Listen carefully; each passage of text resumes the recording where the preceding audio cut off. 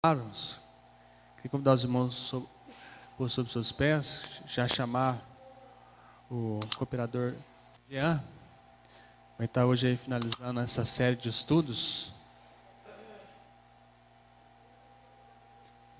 Amém? Palavra com o cooperador Jean. Eu cumprimento os irmãos com a paz do Senhor Jesus. Irmão Jefferson, coloca Jó 42, 2.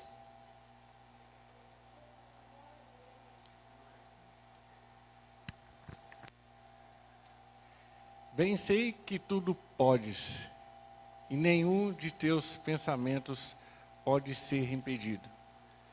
Isso, Jó reconheceu que Deus pode fazer qualquer coisa na nossa vida.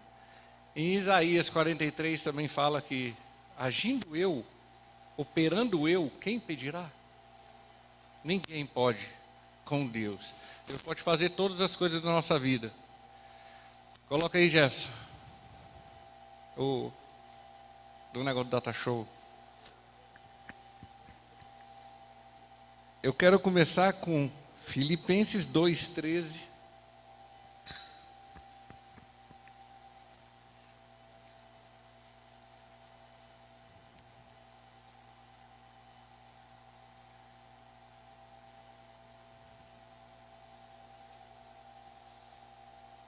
Filipenses 2,13. Pode sentar, pode sentar.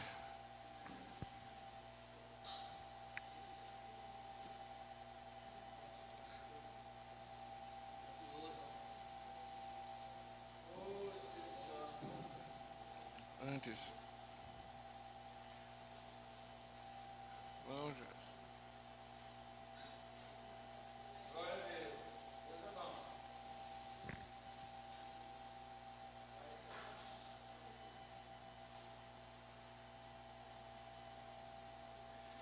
Filipenses 2,13. Porque Deus é o que opera em vós tanto querer como efetuar, segundo a sua boa vontade. A palavra que eu quero trazer para vocês, continuando, é a plena vontade de Deus.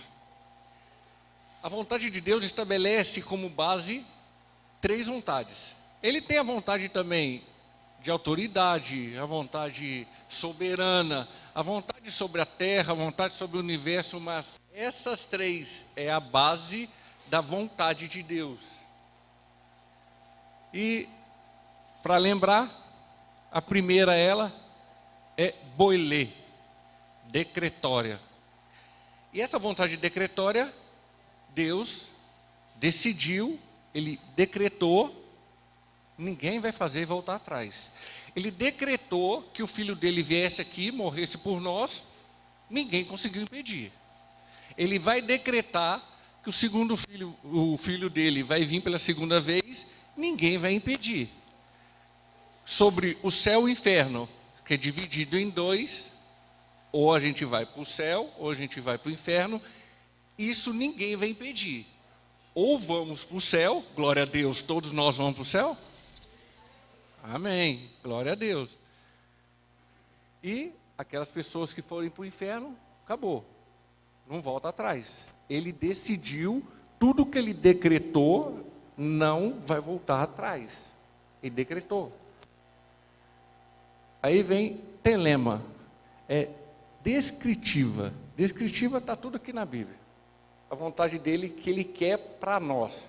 Ele quer que a gente santifique, que seja santo, que busque intimidade com Ele. Eu vou mostrar alguns versículos aqui. É essa vontade que eu quero mostrar para vocês. E a terceira é eudóquia, é permissível, tolerável. Alguma coisa acontece no mundo, Deus pode agir ou não. É uma permissão dele. O inimigo vai e faz alguma coisa, ele permitiu que o inimigo fizesse alguma coisa com Jó. Ele tolerou, ele agiu, falou com o inimigo e depois falou assim, pode colocar a mão em Jó, pode fazer o que você quiser, mas não tire a vida dele. Aí para podermos entender, Boilê, descritiva. A terceira agora, eu vou pegar o versículo de Filipenses 2,13 e vou colocar nas três vontades dele, tá? As três vontades dele estão no versículo. Deus é o que opera em vós, tanto querer, Ele quer. Acabou. Ele quer, não tem jeito, a gente volta atrás. Deus faz tudo segundo a sua boa vontade e Deus é o que opera em vós, tanto efetuar. Está aí. O versículo, eu estou mostrando para vocês que as três vontades dele estão no versículo. Para a gente entender, Deus, o operar de Deus, boilê, descritiva, telema, boilê, decretória, telema, descritiva e eudóquia, permissível ou tolerável. Agora nós vamos para essa parte. 6 pontos para saber que estamos na vontade de Deus. Eu coloquei 6, mas tem mais. Eu vi, analisei, pedi para o Espírito Santo me ajudar e eu encontrei 6. Tem mais? Porque acima de 6 já começa a ficar meio cansativo. A vontade descritiva de Deus, que seria telema, toda vez que eu colocar as 6 partes, vai ter vontade de Deus, telema, descritiva. Vontade descritiva são aquelas que estão escritas na Bíblia, escritas na Escritura. A primeira delas, que sejamos santos. Telema. Onde está o versículo? 1 Tessalonicenses 4,3. Porque esta é a vontade de Deus. Essa palavra vontade aí é telema. A vossa santificação, que vos abstenhais da prostituição. Aí ele fala de novo no versículo 4. Que cada um de vós saibais possuir o seu vaso em santificação e honra, telema de novo, e ele fala no versículo 7, porque não vos chamou Deus para a imundície, mas para a santificação, telema de novo. Então Deus quer que a gente seja santo, e se a gente não buscar esse santo de Deus, a gente não entra em Romanos 2, a segunda parte, que experimenteis a boa, agradável, perfeita vontade de Deus. Essas 6 partes que eu vou mostrar para vocês é para experimentar isso. A boa, perfeita, agradável vontade de Deus. Romanos 12, versículo 1 e 2. Rogo-os, pois, irmãos, pela compaixão de Deus, que apresentai o vosso corpo em sacrifício vivo, santo e agradável a Deus. Que esse é o vosso culto racional. E não vos conformeis com esse mundo, mas transformais pela renovação de vosso entendimento, para que experimentei qual seja a boa, agradável, perfeita vontade de Deus. Essa vontade de Deus aqui é telema, descritiva, está aqui. Ele quer que sejamos santos. Se a gente não buscar esse santo em Cristo, nós não vamos experimentar nada de Deus. Deus quer, em sua vontade telema, descritiva, que sejamos santos. Deus quer, em sua vontade telema, descritiva, que tenhamos arrependimento em nossa natureza pecaminosa. Quando fala em Romanos 12, a gente fala de metanoia. Se a gente não mudar a nossa mente, o nosso conceito com relação ao mundo, a gente não vai passar a ter intimidade com Deus. E o que Deus mais quer na Bíblia inteirinha, de capa a capa, é relacionar com o homem, é ter intimidade com o homem. Adão perdeu. Jesus trouxe de volta. Só que aí cabe a cada um de nós fazer a nossa parte. Porque a gente sabe que o mundo vai cada dia mais declinando mais ainda para o pecado. Por individualismo, por egocentrismo, sodomismo, pragmatismo. Só vai acontecer isso no mundo. A tendência do mundo é ir declinar mais o brilho. Só você. Você é o status. Você tem que buscar, você que tem que conseguir, você tem que alcançar, você. Mas nós somos de Cristo. Se nós somos de Cristo, nós somos dependentes dele também. Então, muitas vezes a gente está buscando para nós, e ele fala, não é para buscar, é para você esperar. Olha o que ele fala aí, ó. Obrigação de todo cristão. Eu coloquei alguma coisa aqui, ó. Devemos ser santos, apresentar o nosso corpo através de uma luta que temos entre a carne e o espírito. Só tem duas coisas no mundo, no planeta Terra, no mundo que a gente habita. Ou é a carne, ou é o espírito. Não tem uma terceira hipótese. Ou você está na carne, ou você está no espírito. Por isso que em João 4, 23, 24, ele fala que está procurando adoradores em espírito e em verdade. Porque ele não achou ainda pessoas que realmente se entregam para ele.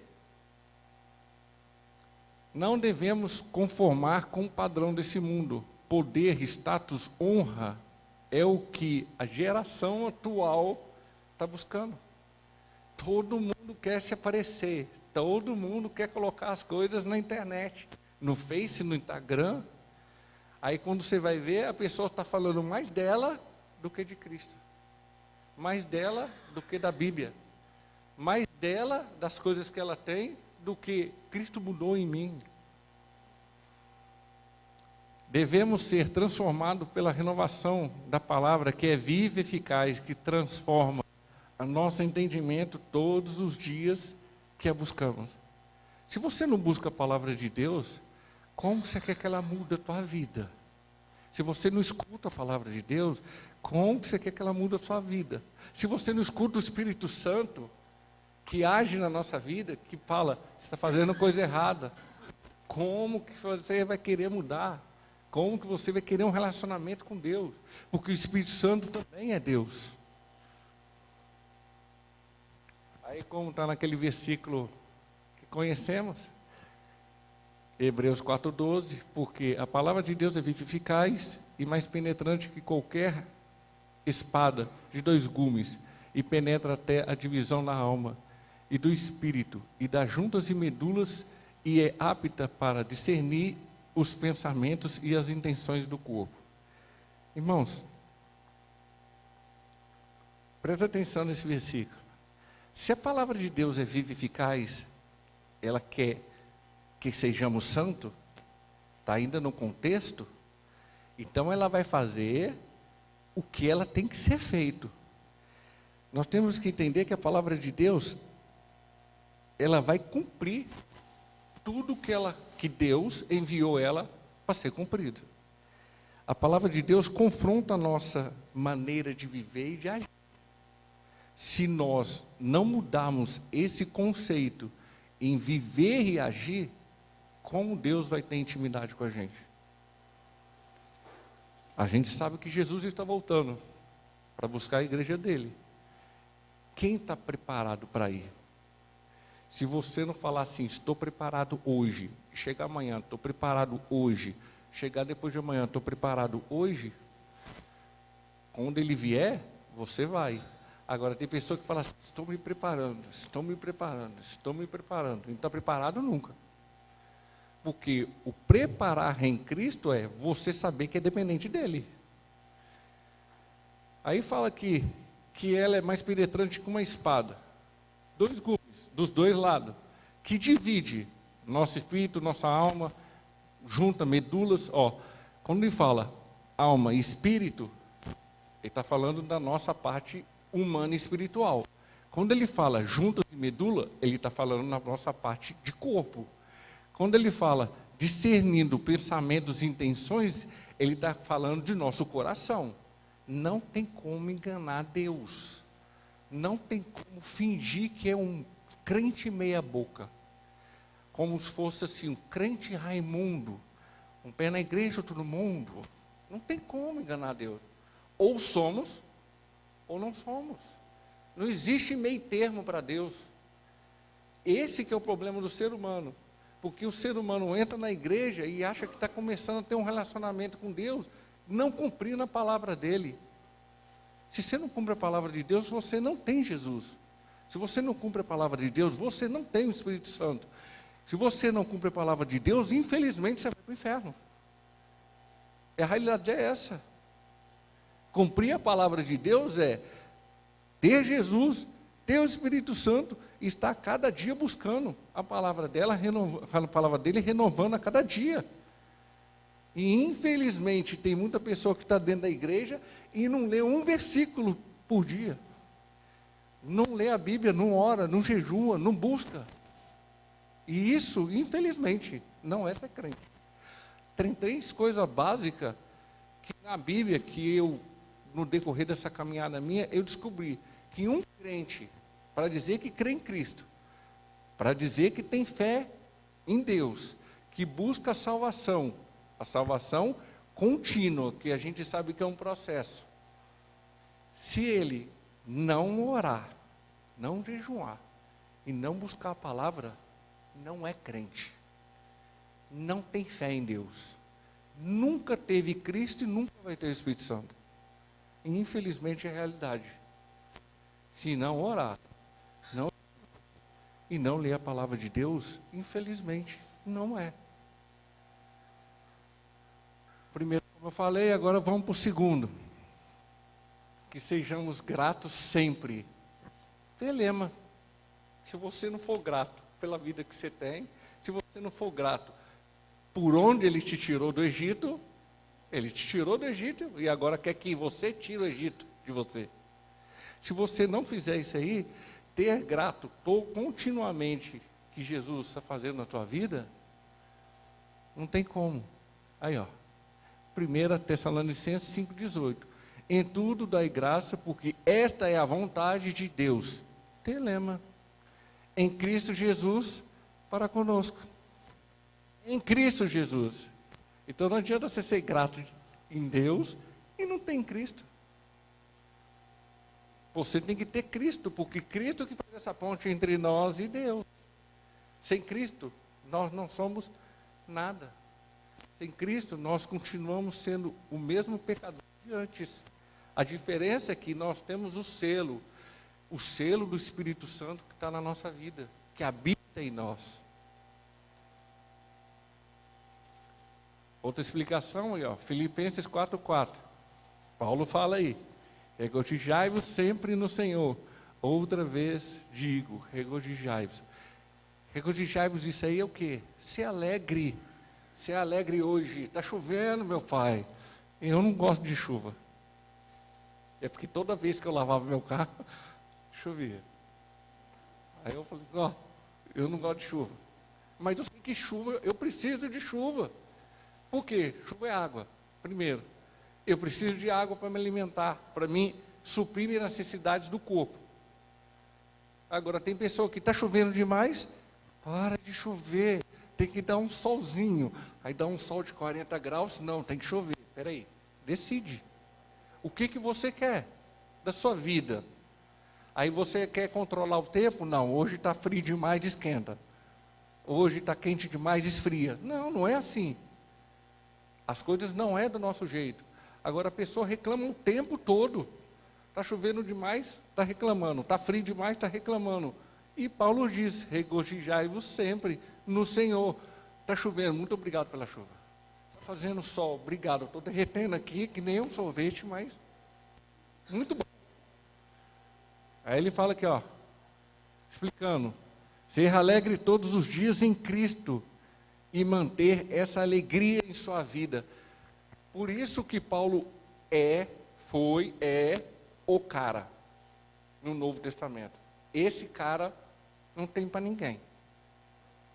Porque ele qualquer situação da vida dele, ele estava feliz, ele estava em Cristo, ele tinha visto Cristo, o Senhor dele, e depois daquele dia, tudo mudou para ele. Ele aprendeu. Quando a gente vai ler nas cartas mais antigas dele, as últimas cartas dele, a gente vê que é outra pessoa, bem mais maduro, bem mais consciente das coisas que ele está fazendo. Ser grato é um estado de emoção, de expressar reconhecimento pelas coisas da sua vida. É o que eu falei, está chovendo, muito obrigado. Está fazendo sol, muito obrigado. Mesmo você estando derretendo, mas você está, muito obrigado. Ser alegre é um sentimento em expressar a gratidão da vida que está tendo ou levando. Está vendo a diferença? Que grato é uma emoção. E gratidão, emoção, como eu falei, é tudo de dentro para fora. Emoção é tudo de dentro para fora. Alegre é sentimento. Sentimento é o quê? Tudo de fora para dentro. Por quê? Você recebe algo de fora para você expandir isso aí. Aí você fica ou alegre ou murmurando. Ou alegre ou reclamando. Ou alegre ou blasfemando. Ou alegre ou falando qualquer coisa que não agrade a Deus. Deus quer em sua vontade descritiva, telema, que sejamos gratos em tudo que temos. Tudo que temos. Se você tem ou não tem, seja grato. Se você não tem e vê a outra pessoa que tem, fala assim, eu vou ter, eu vou batalhar. Deus vai me abençoar. Em nome do Senhor Jesus. E luta. Faça a sua parte. Haja. Você tem que agir. Olha só o que ele fala em Efésios 5, 18 ao 21. E não vos embriagueis com vinho em que há contenda, mas enchei-vos do Espírito Santo. Quando ele fala isso aí, a primeira parte aí, 18, ele fala que a pessoa quando está feliz, tem muita pessoa que está feliz, como aquela pessoa que está de porre. Aí fica com aquela felicidade momentânea e depois já fica ranhenta de novo, amargurada de novo. E quando ele fala, enchei do Espírito Santo, porque o Espírito Santo que vai trazer em você a alegria da sua vida que você tem, a alegria das coisas que você tem. Aí ele fala aí, ó, continua falando entre vós em salmos, hinos, cânticos espirituais, cantando e salmodiando ao Senhor no vosso coração. Você está com problema? Cante para Deus. Você está suando, derretendo? Cante para Deus. Está chovendo, está se molhando? Cante para Deus. Adore Ele, louve Ele, fala assim, obrigado, está acontecendo tudo isso na minha vida, mas eu agradeço, do fundo do meu coração, dando sempre graças, aí ó, graças a ser grato, a graça que Deus necessita, não é que Deus necessita da nossa graça, mas Ele quer que façamos isso, nós precisamos fazer isso, para agradar Ele, e tudo ao vosso Pai, Deus e Pai, em nome do Senhor Jesus, porque sem Jesus, você pode toda vez, um macete que eu falo para os irmãos, toda vez que Paulo ou qualquer outro dos apóstolos dele, do Jesus, fala uma ação que tenhamos que fazer, para Deus ele coloca, para o nosso Senhor Jesus, ou ele coloca do Senhor Jesus, depois para Deus, porque os dois se unem. Sem Cristo não somos nada, sem Deus também não. E Jesus que faz essa ponte. É Ele que faz essa ponte. Por isso que ele escreve aí, ó, a Deus e Pai em nome do nosso Senhor Jesus Cristo. Porque Jesus vai falar assim: ó Pai, está chovendo demais, tira a chuva lá, vamos lá, diminui a chuva, está calor demais, uma chuvinha aí. Ele tem capacidade de fazer qualquer coisa. Ele é Deus. Se Ele tem capacidade de fazer qualquer coisa, Ele vai fazer. Agora, se você estiver agradando Ele, cantando, louvando, adorando, você pode ter certeza, Ele vai mover. Algo Ele vai fazer. Ele não pode fazer no tempo seu, mas Ele vai fazer no tempo que Ele acha que você merece. Porque Deus conhece o nosso coração. Terceiro, que sejamos pacientes para alcançar a promessa de Deus. De novo, telema, descritiva, está aqui. Hebreus 10, 36. Porque necessitais de paciência para que, depois de haver feito a vontade de Deus, possais alcançar a promessa. Lembra de Jó? Jó teve paciência e alcançou. Por que Jó teve uma lição? Porque Jó aprendeu uma vez só. Ele não precisou cair de novo. Jó passou uma lição e nessa uma lição ele aprendeu. Agora tem pessoas que estão dentro da igreja que cai, levanta, cai, levanta, cai, levanta e por aí vai. Por quê? Não está aprendendo a lição. Se você não está aprendendo a lição, infelizmente. Outra coisa que eu falo para vocês, a lição da nossa vida é progressiva. Se você não aprendeu que 1 mais 1 são 2, na hora que tiver 1.800.000 vezes 5 milhões, aí você vai ter que aprender na marra. Porque vai progredindo. 1 mais 1 são 2, 2 mais 2 são 4, até chegar no 1 milhão e não sei quanto que você não consegue fazer de cabeça. E é progressivo. Lição bíblica e lição na vida é progressivo. Se você não aprende a mais fácil, como é que você vai aprender a mais difícil? E vai chegar na mais difícil. E quando chegar na mais difícil, você vai se afundar mais ainda no poço. Paciência ou perseverança, que upomone é um estado em que o indivíduo se mantém firme e constante em todo o seu caminho. Jó se manteve firme? Sim. Em todas as situações. Os amigos dele foram várias vezes criticar ele, falar que ele tinha pecado e ele não. Eu não tinha pecado nenhum. Ele sabia da convicção dele. Ele sabia do Deus que ele ouviu falar. Até ele chegar no Deus que ele viu. Porque ele estava querendo isso. Deus estava querendo isso dele e ele também buscou. E ele alcançou. Descanse no Senhor, Rael, Salmo 37, 7. Descanse no Senhor, espere nele, que ele vai agir. Mas, infelizmente, temos que ter essa palavrinha difícil, paciência. Deus quer, em sua vontade, telema descritiva, que sejamos pacientes, perseverantes, para alcançar o que foi prometido ou proposto por Ele. Qual é a maior coisa ou maior promessa de Deus na nossa vida? Não é a vida eterna? Alguém já alcançou aqui? Ninguém. Nós não estamos esperando? Nós não estamos tendo paciência? Então, vai ter que ter essa mesma paciência para alcançar a vida eterna, para alcançar as coisas que Ele prometeu aqui na terra para cada um de nós. Porque eu creio que Deus quer algo de cada um de nós e Ele prometeu algo para cada um de nós, aqui na terra. A vida eterna é depois.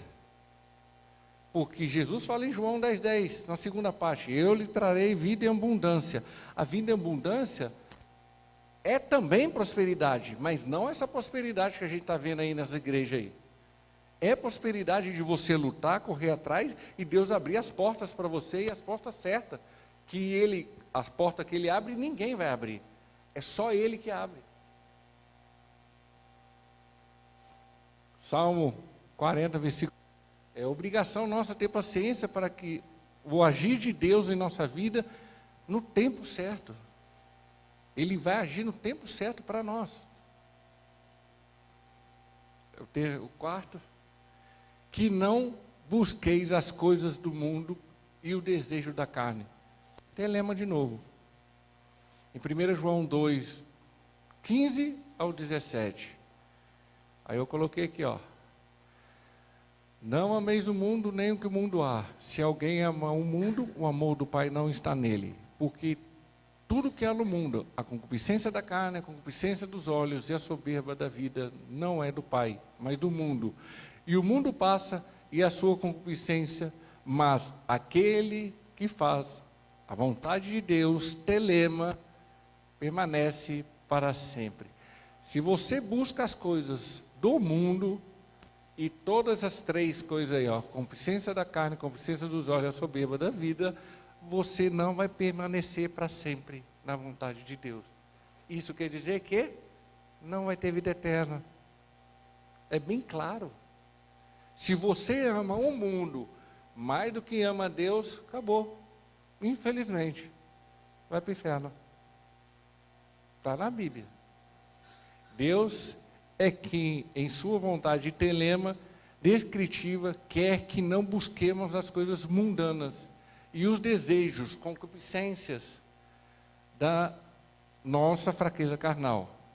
Paulo não fala em Gálatas 2:20, estou crucificado em Cristo? Ele não fala em Filipenses 3:12, estou preso em Cristo? Ele fala isso. Ele sabia onde ele estava, em que ele estava firmado. Nós temos que aprender muito na Escritura, principalmente nessas cartas de Paulo, que Paulo tinha convicção do que ele era, sabia o que ele era, e sabia o que ele ia buscar. Só aquele que ficam e permanecem na vontade de Deus tem a vida eterna. Tiago 4:4. Adúlteros e adúlteras, no caso em outras versões fala infiéis. Não sabeis vós que amigo do mundo é inimigo contra Deus? Portanto, qualquer que quiser ser amigo do mundo, constitui-se inimigo de Deus. Essa parte de ser fiel é não conseguir se manter, ou ser infiel, não conseguir se manter no caminho da fidelidade plena. Aí vem um outro texto que dá uma contraposição a isso, né? 2 Timóteo 2, versículo 12 e 13. Se sofrermos também com ele, reinaremos. Se o negarmos, também ele nos negará.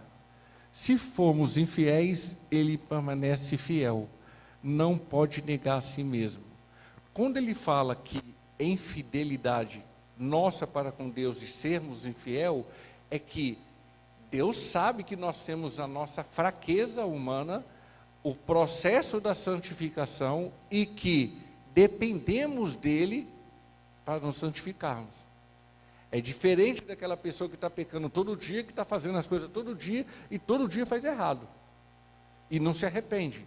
Agora, aquela pessoa que faz algo estando com Deus e se arrepende, algo errado, estando com Deus e se arrepende, Deus se conhece. Ele sabe que ele não vai negar, ele sabe que essa pessoa está se corrigindo. O quinto, que padecemos fazendo o bem. Essa é a parte mais difícil que tem, né? Porque quando a gente começa a padecer, tudo que aparece na nossa frente, a gente nega. Eu não quero fazer, eu não quero. É difícil. A pessoa padecer, continuando fazendo bem. E é telema. Está aí, ó.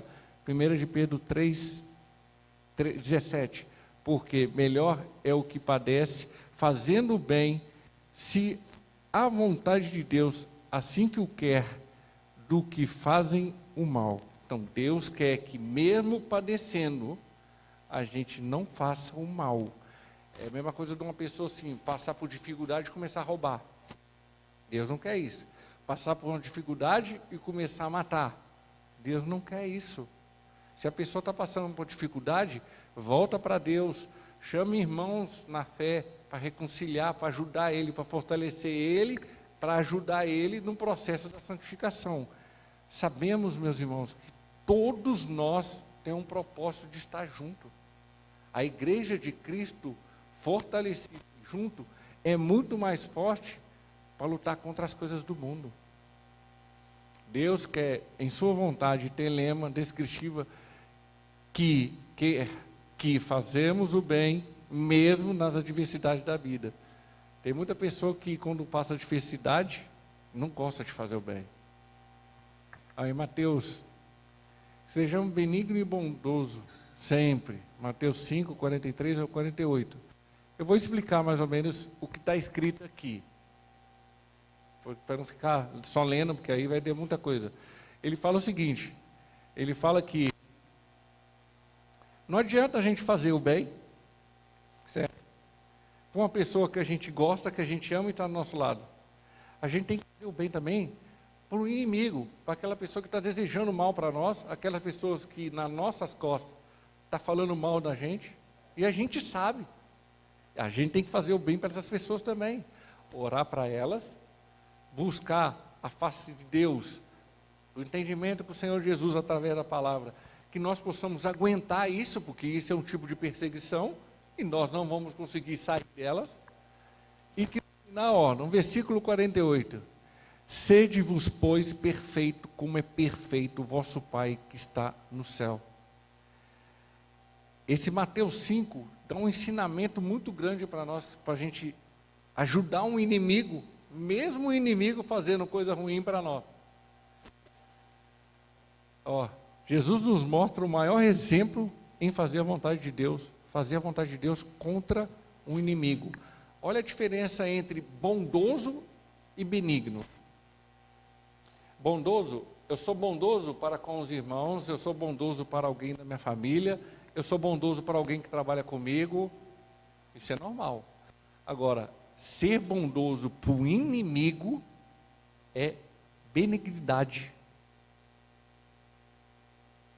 A diferença de bondoso e benignidade é isso. Bondoso para com o próximo que eu conheço é normal. Agora, eu fazer uma bondade com uma pessoa que é inimiga minha é benignidade.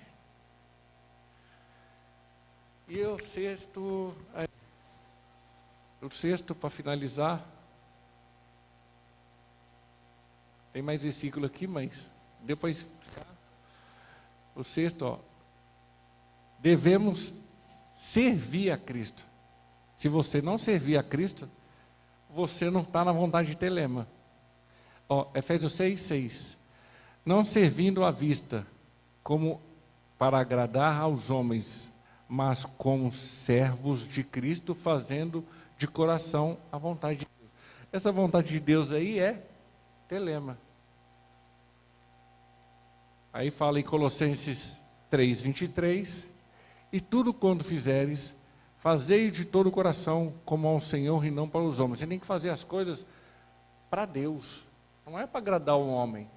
Não é uma palavra aí, para a gente entender, que a gente escuta muito, mesmo sendo do mundo ou não, puxa saco. Infelizmente, nós não devemos ser isso aí. Nós temos que fazer para agradar um homem. Não, para agradar a Deus. Agradar a Deus é o que interessa. Mesmo que isso possa desagradar o homem. Não, eu não vou fazer porque isso é errado, eu sigo a Escritura. Mas é uma ordem. Não, eu não vou fazer. Se for coisa errada que o homem quer que você faça e é contra a Escritura, não faça. Devemos fazer tudo de coração aberto para o Senhor. Não para agradar um homem, mas sempre, que o homem é insatisfeito. 1 Coríntios 10, 31. Portanto, quer comais, quer bebeis e fazeis outra qualquer coisa, Fazei tudo para a glória de Deus. Fazei tudo para a glória de Deus. Deus quer em vossa vontade, a vontade dele, descritiva, telema, quer que sejamos servos. Se você não é servo de Cristo, você nunca vai experimentar agradável, perfeita e boa vontade de Deus. Nunca. Para finalizar, eu coloquei os 6 aí, ó. A vontade de Deus em nossa vida. Primeiro, que sejamos santos. Segundo, que sejamos gratos sempre para Ele. Terceiro, que sejamos pacientes para alcançar a promessa. O quarto, que não busquemos as coisas do mundo e os desejos da carne. O quinto, que padecemos fazendo o bem. O sexto, devemos servir a Cristo, servo de Cristo. Se você não fizer essas 6 coisas, não adianta Romanos 12, versículo 2, a parte B. Você nunca vai experimentar a boa, agradável, perfeita vontade de Deus. Nunca. Não é eu que estou falando, não, é a Escritura. Eu mostrei aí. E para os irmãos entender, eu achei 11. Eu encontrei 11. Eu estou mostrando só 6. E eu não cavei mais. Eu cheguei no 11 e eu parei. Mas dos 11, eu escolhi esses aí, porque esses aí é o que dá mais impacto na nossa vida. É o que mais marca a nossa vida. Em nome do Senhor Jesus, agradeço a oportunidade pelo estudo e quem quiser depois, eu empresto ou imprime alguma coisa aqui, as folhas. Em nome do Senhor Jesus, amém. Obrigado pela oportunidade. Amém, os irmãos querem receber essa palavra? Amém, graças a Deus. Deus continue abençoando o cooperador Jean, né, pelo empenho aí de preparar o estudo. Estarão